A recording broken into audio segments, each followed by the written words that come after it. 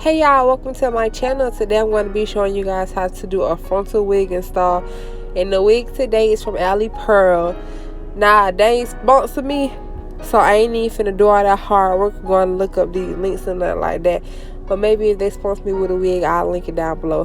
But I remember her saying she got it from Ali Pearl. Now first things first, this ball cap thing. Y'all know I ain't good with them, so I'm just finna show y'all what I can do with it. Alright now. Now I braided her down. Yeah, she got a little jailhouse braid. Slit the bite and oil her scalp. Now I'm just throwing on the ball cap, and I'm finna let y'all see what I do.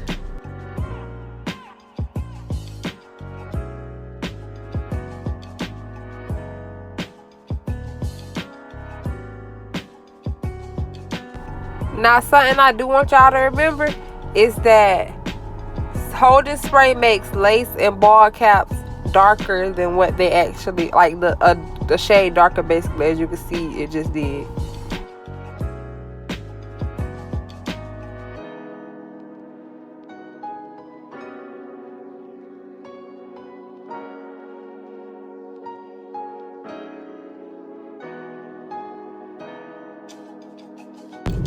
The way you sew down your ball cap is really completely up to you. I see a lot of people going all the way around the head sewing it down. Now that's fine, but the reason I do it only in the middle so the ball cap can only be in the front is because when I do touch-ups, I don't want to be sewing ball caps on top of ball caps. I'd rather just be able to take that one completely up and then lay a whole new one down.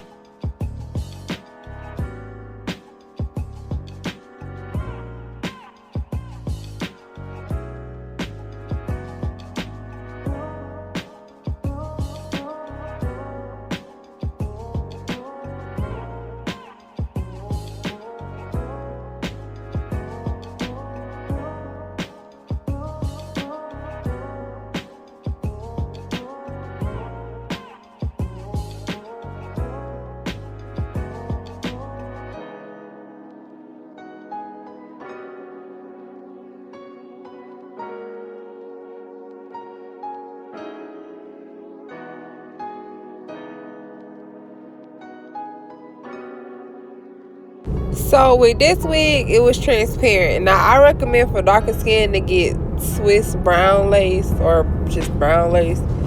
But I ended up putting the Ruby Kisses makeup on there. I'm not sure exactly what shade, I can't remember. And I remember I put the True Match lace tint on there also, and I put it in the shade bronze and in the shade dark. I've been mixing my lace tint a lot lately, and I actually like it that way. But you guys will see like the outcome basically.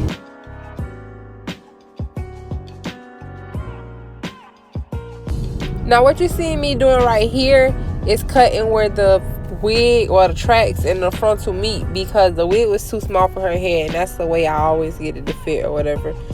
And a lot of y'all always ask what I do with the back. No, I do not glue the back down because glue does not last long at the nape of your neck, and a lot of people get really irritated. So I usually sew the back down, just leave it unsewed. It really depends on what my client wants.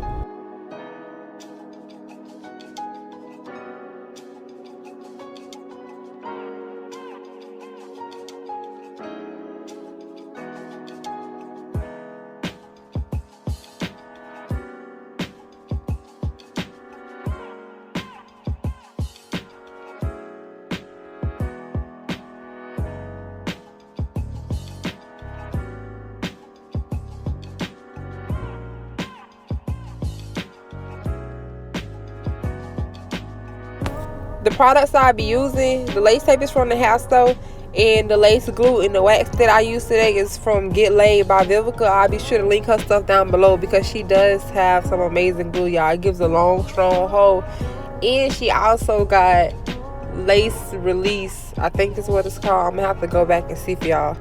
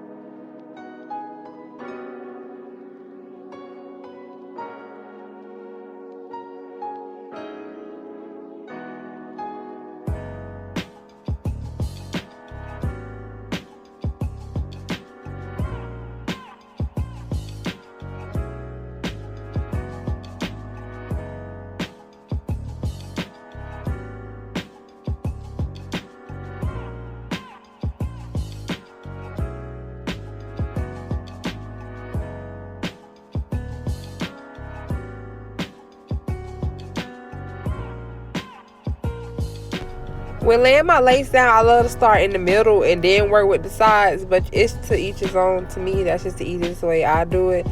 And make sure your lace is completely clear whenever you lay it. Y'all see I be laying it sometimes when it's still white, but to get the best results, just wait till it's clear.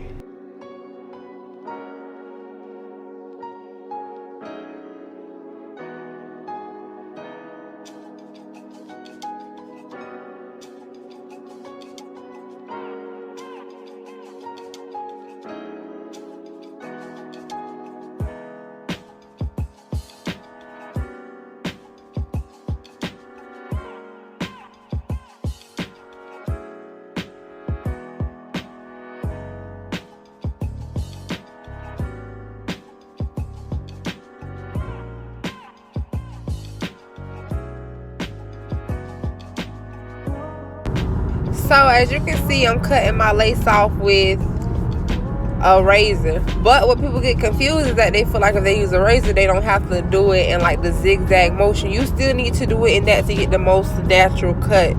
Do not do it in the straight line. That's the whole point. Like, you can still use scissors and do it in a zigzag motion and get some good results, but like, it's really up to you what you use, but you still need to go in the zigzag motion.